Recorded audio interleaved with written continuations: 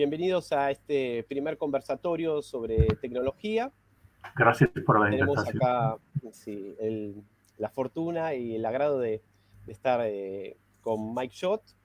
Quiero decir que Mike Schott es PhD de la Universidad de Michigan.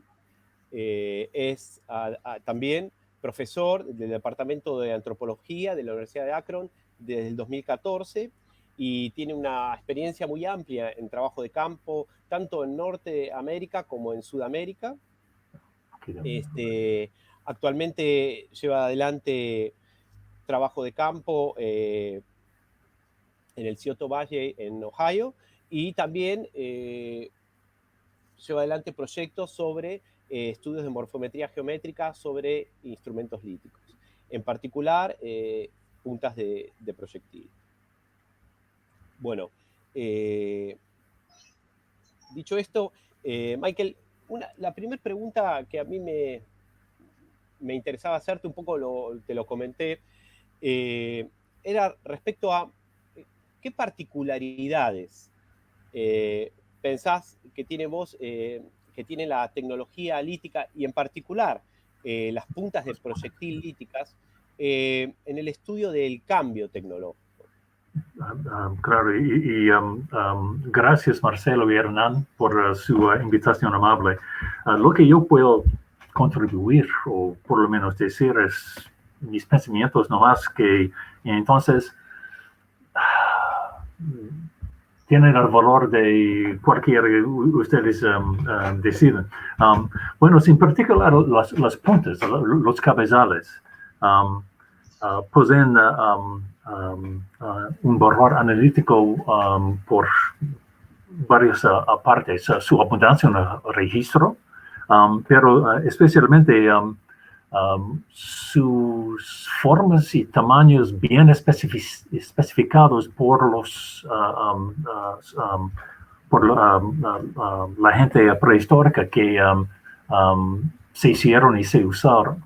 Entonces, tienen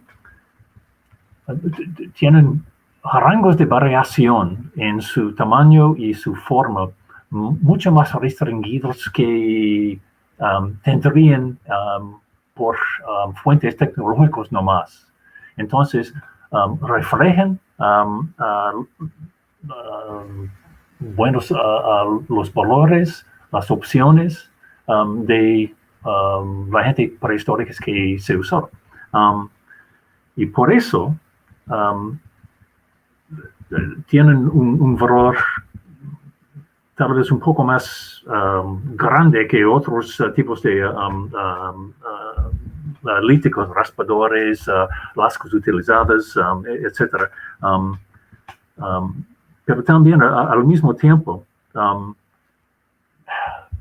a pesar del hecho de que tenemos un gran archivo, un gran cuerpo de evidencia en los puntos de proyectiles, no hemos aprovechado este potencial muy bien. Es decir, que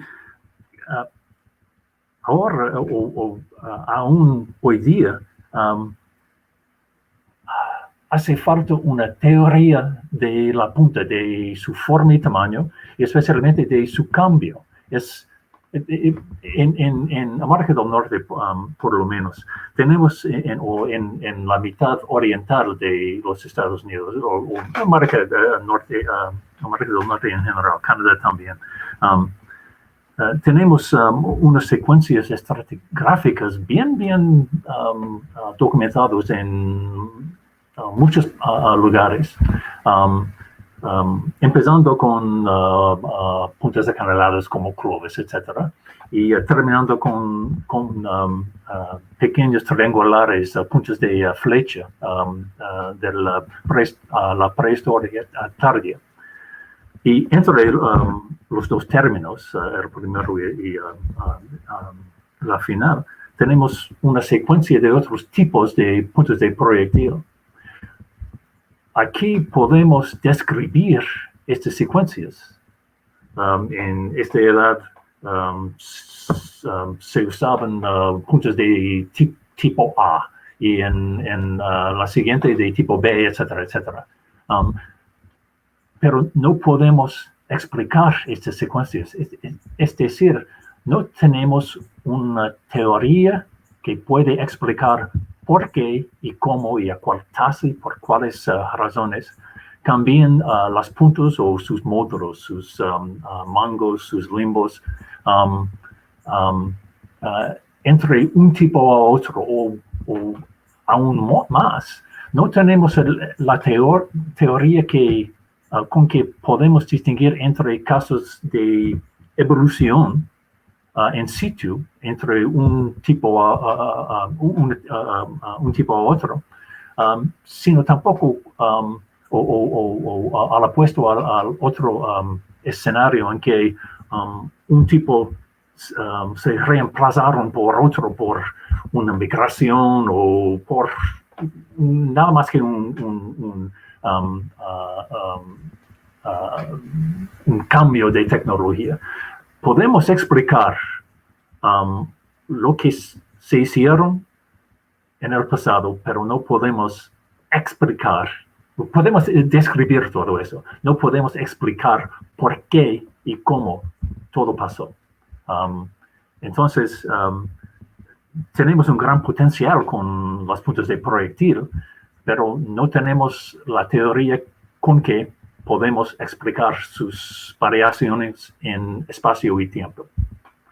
Entonces, tienen mucho valor, pero un valor aún no bien aprovechado. Es mi opinión, por lo menos. Sí. Un poco ahí respondiste una pregunta que yo te iba a hacer para el final. ¿Por qué? Porque hay dos trabajos tuyos, uno escrito en el 2011, que es Writing in the Stone, ¿no? Tu trabajo en Evolution and Outreach en 2011, y otro, the Theory of the Point. Mi capítulo. Entre estos dos trabajos hay unos casi 10 años. Una década más o menos. Sí.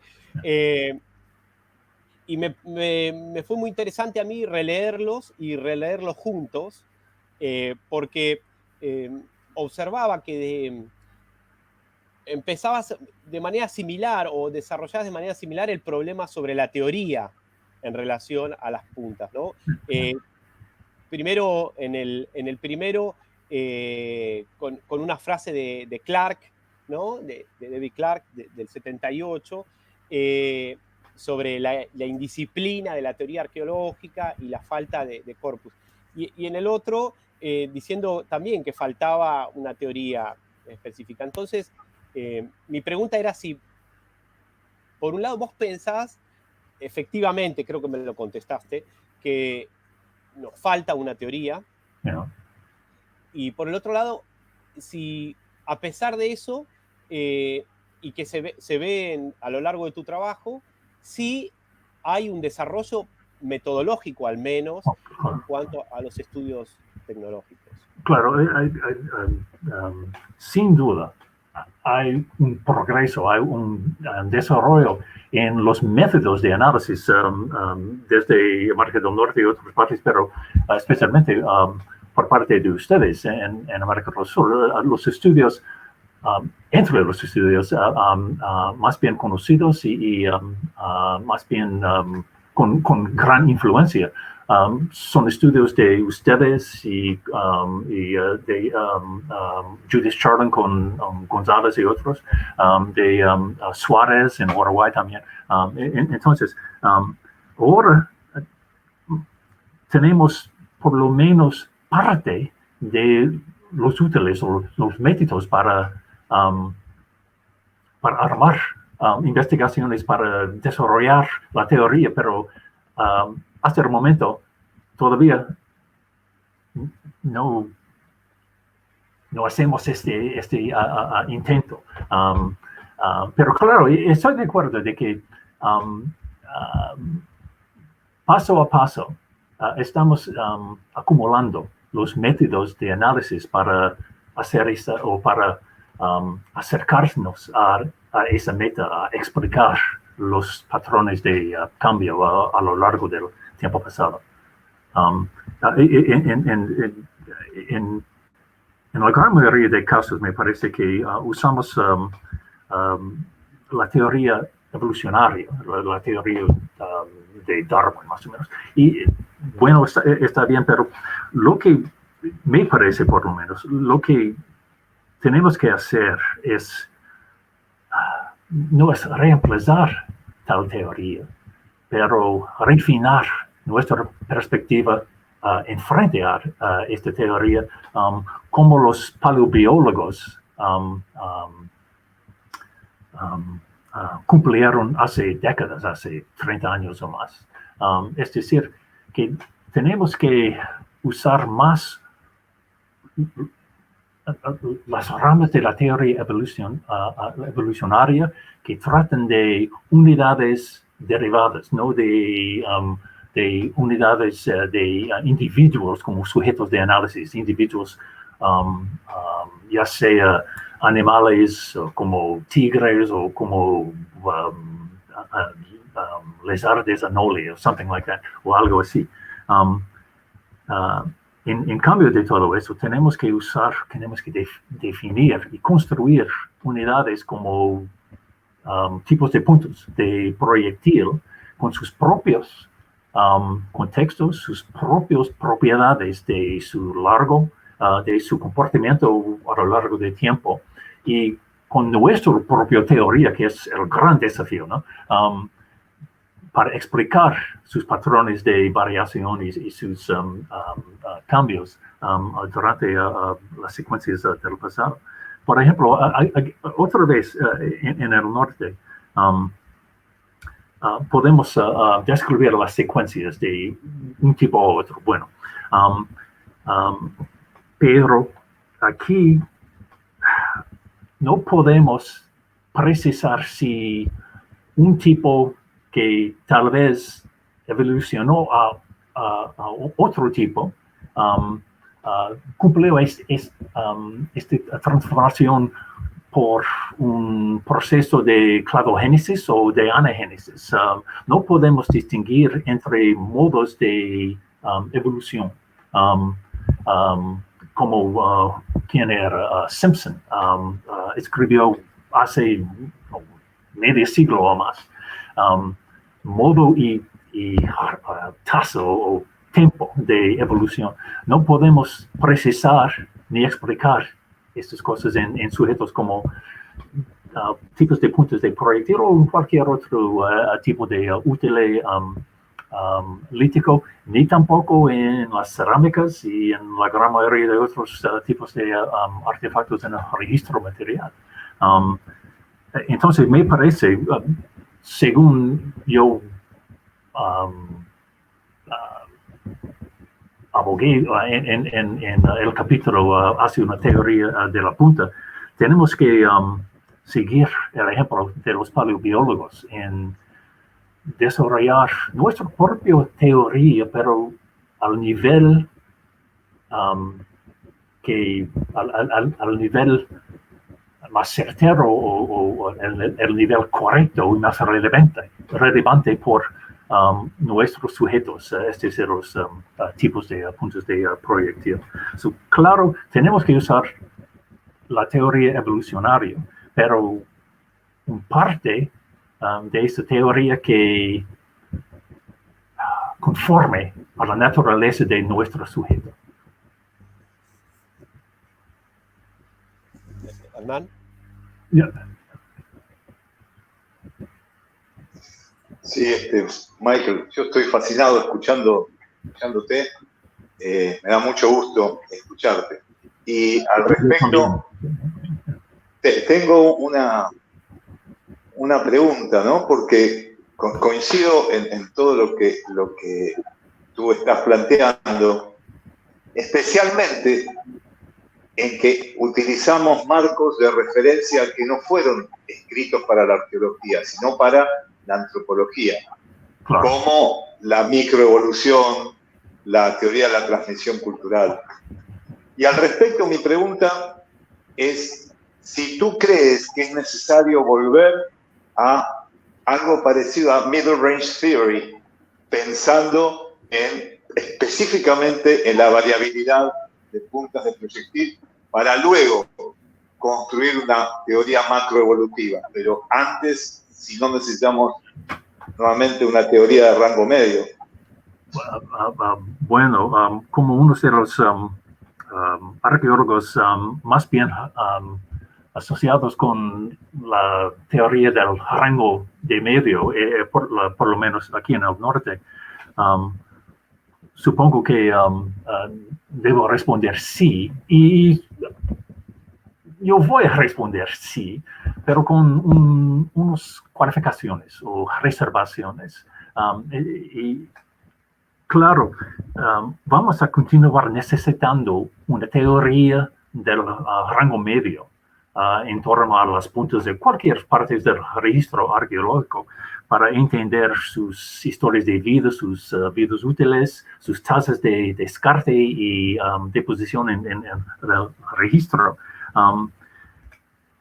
Pero el enlace entre estas áreas de investigación y la teoría evolucionaria me parece menos claro.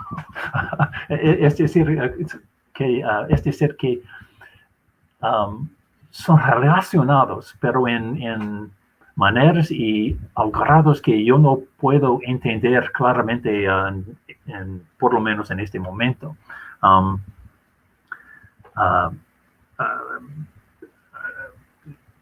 Por ejemplo, y no está respondiendo a esta pregunta, pero a los temas más generales,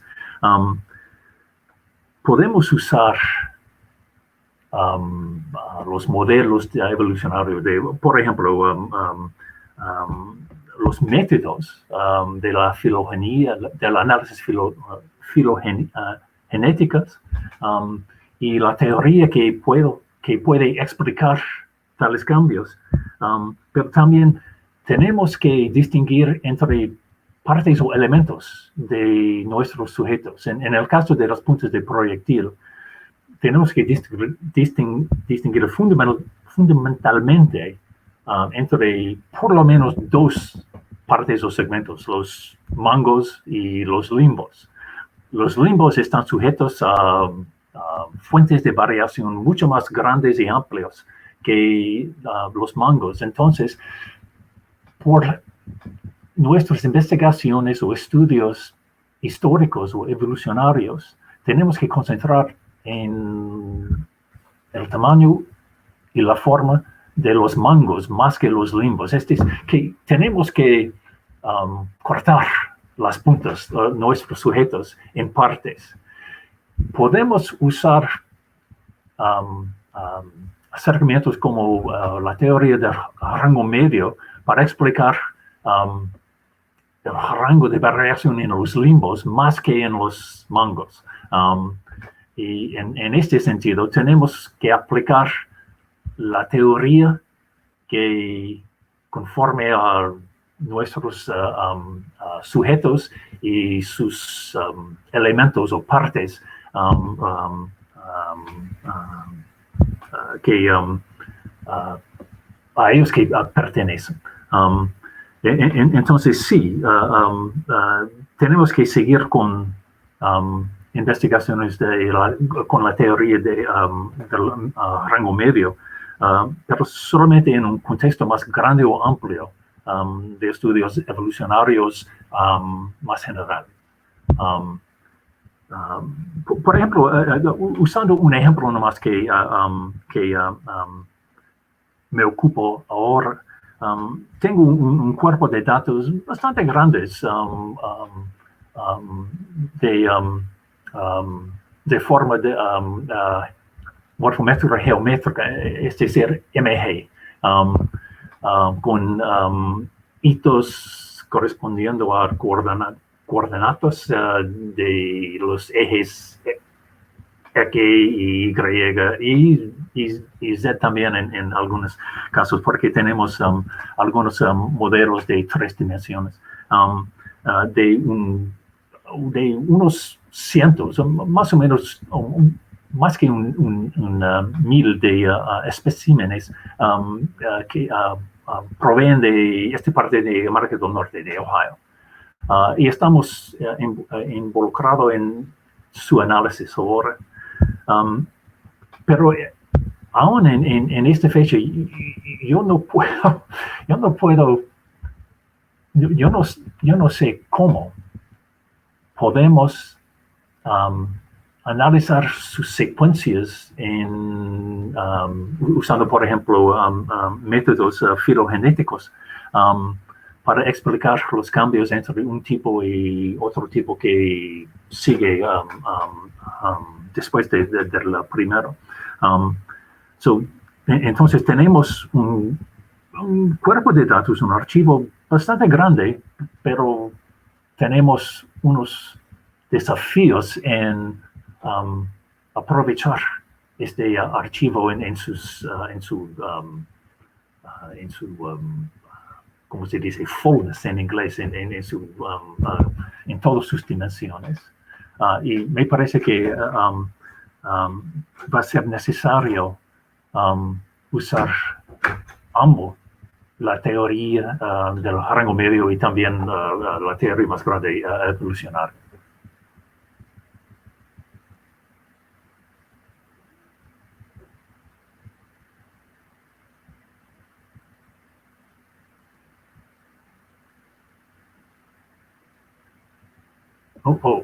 No.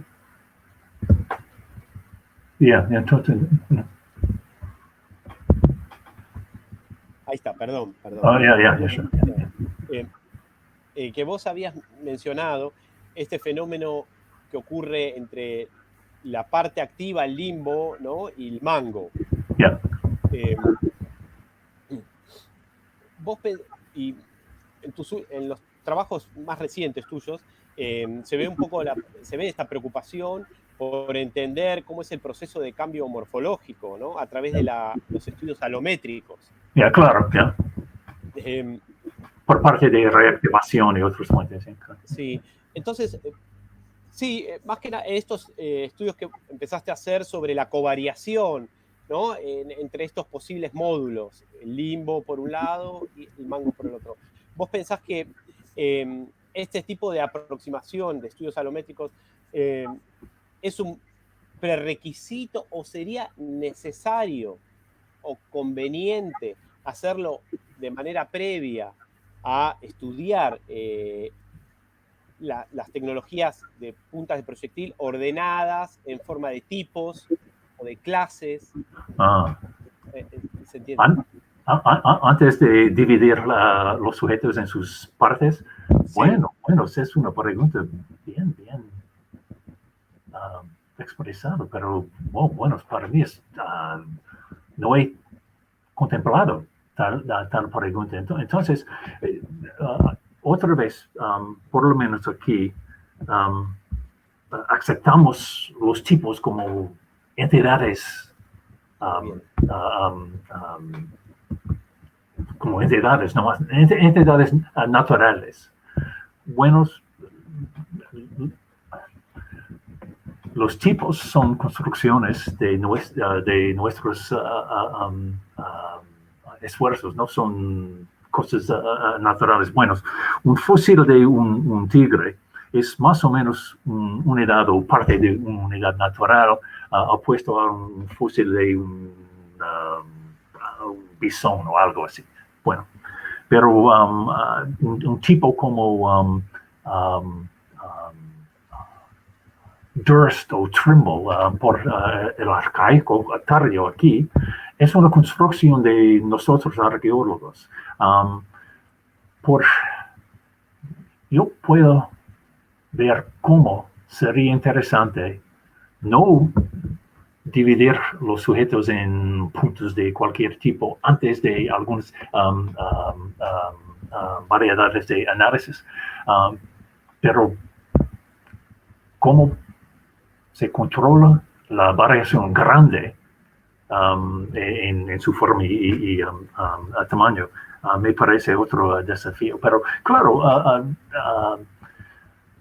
los tipos son nuestros, no son unidades naturales, no son enseres de la naturaleza.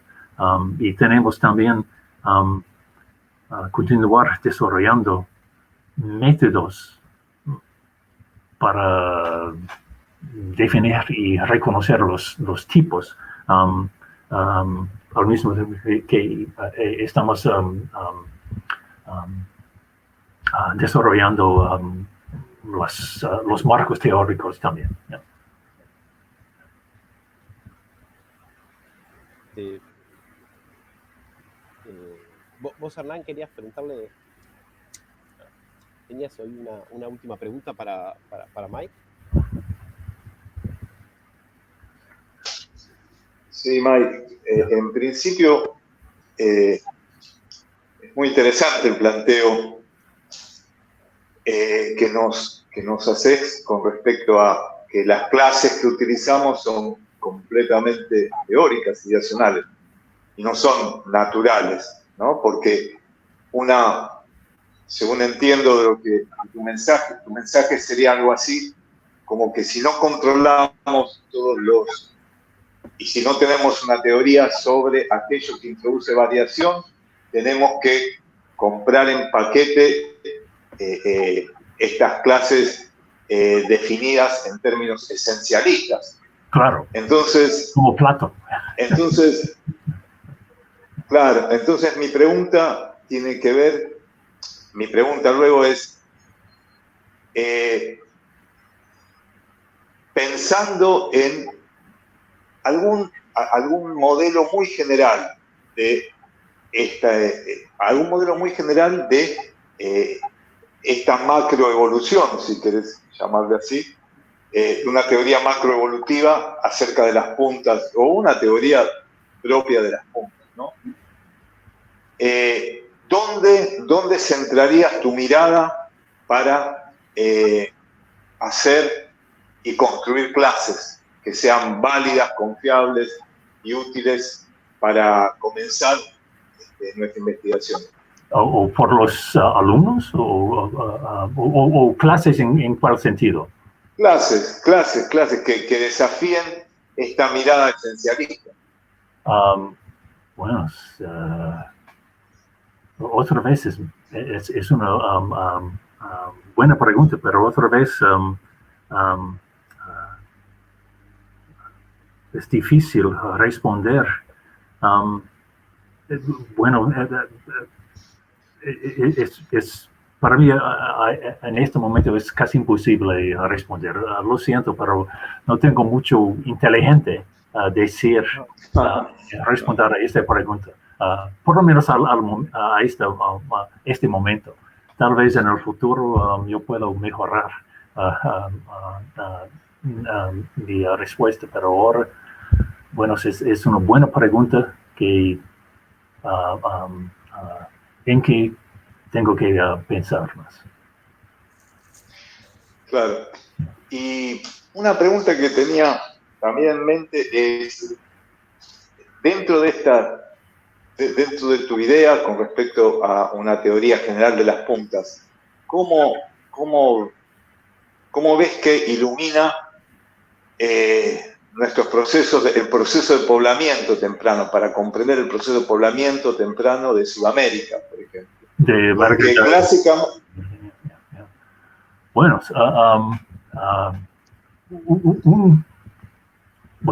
el poblamiento de América del Sur se relaciona con el poblamiento de América del Norte. A menudo que estamos a aceptar las teorías, no son teorías, son historias que dicen que la primera gente en América del Sur vinieron desde Polinesia o otros destinos. Entonces, el proceso de poblamiento del sur y del norte son partes, ambos, de un proceso más grande y más amplio. Para estudiar este proceso, tenemos que usar lo que los datos que existen.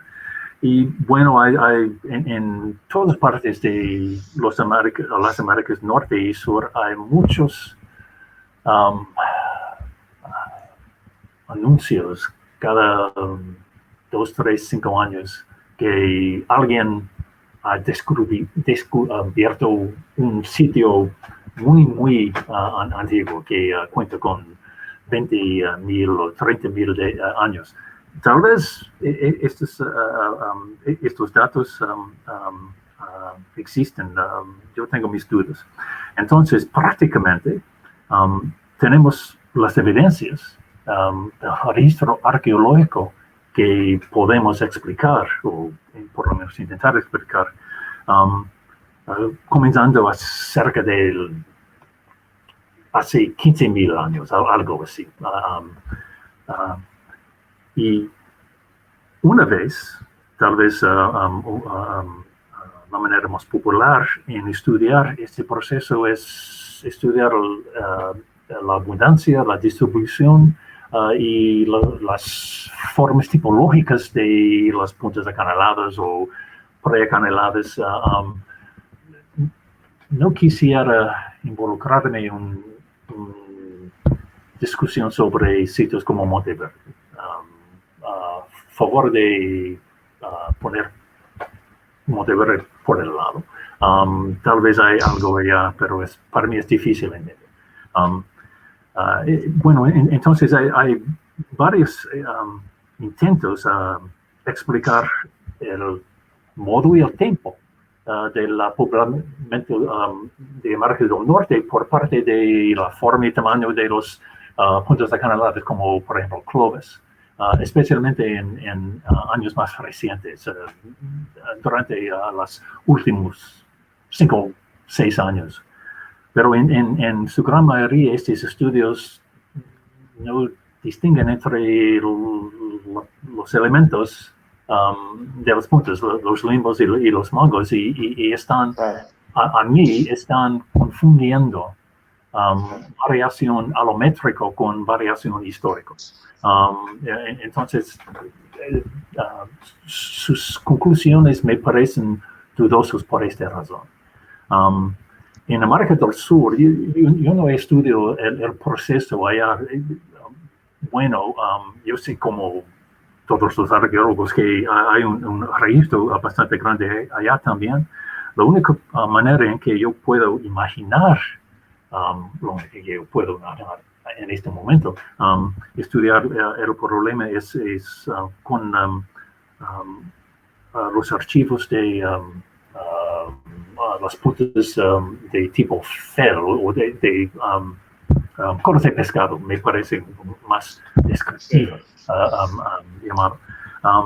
Y su posible relaciones o enlaces con los puntos acanalados del norte. No, bueno, hay muchos arqueólogos allá, por ejemplo, a mi amigo Gustavo Politis, con quien yo estoy de acuerdo en muchas cosas, pero no estamos de acuerdo en otros.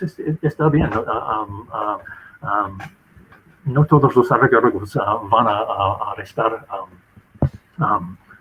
de acuerdo en todos sus puntos de vista. Que aquí parece que tecnológicamente los tipos Clovis al norte y cola de pescado al sur no están relacionados, porque, por ejemplo, las colas de pescado a menudo se hicieron por, ¿cómo se dice? Blancos en formas... Forma base. Forma base, que es un término de board, ¿no? Es un término de los franceses paleolíticos. La forma base de Lasca opuesto a la forma base de núcleo. Bueno, yo creo que bastante puntos de Clovis aquí se hicieron por forma base de Lasca. Y en otra manera, por ejemplo, muchas de las colas de pescado no están verdaderamente acanaladas, sino tienen un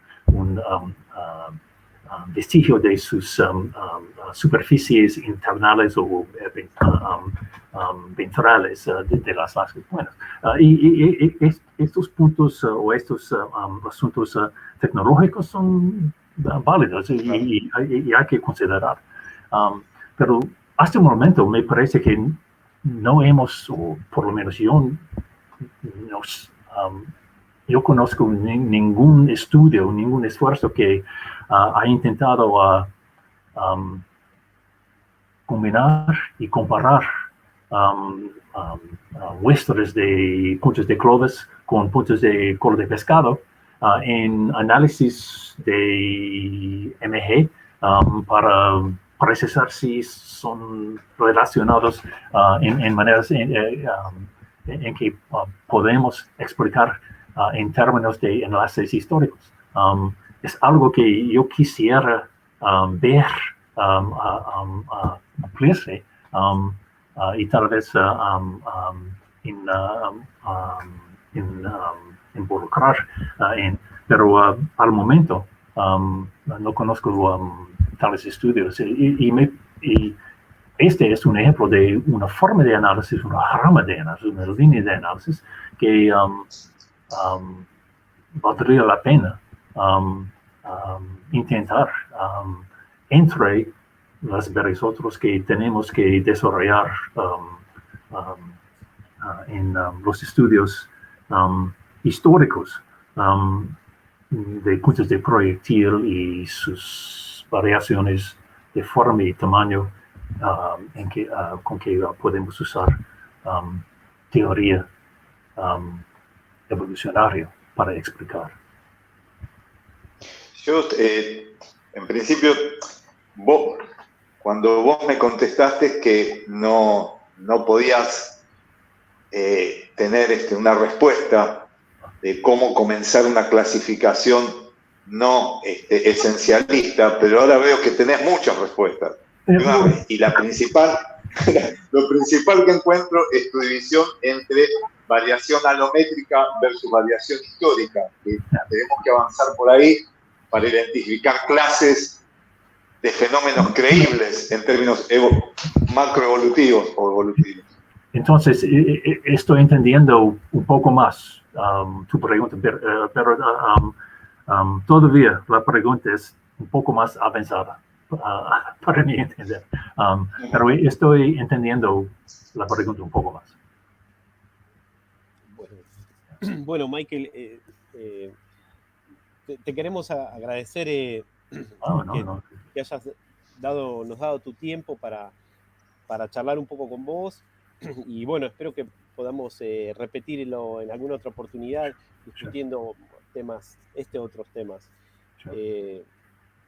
Así que de parte de Hernán y mía, te queremos agradecer mucho. Y mis agradecimientos a ustedes también por la oportunidad de platicar con ustedes en esos temas que están muy cerca de mi corazón. Bueno, muchas gracias. Y usted también. Y hasta luego. Hasta luego, Michael. Hasta luego.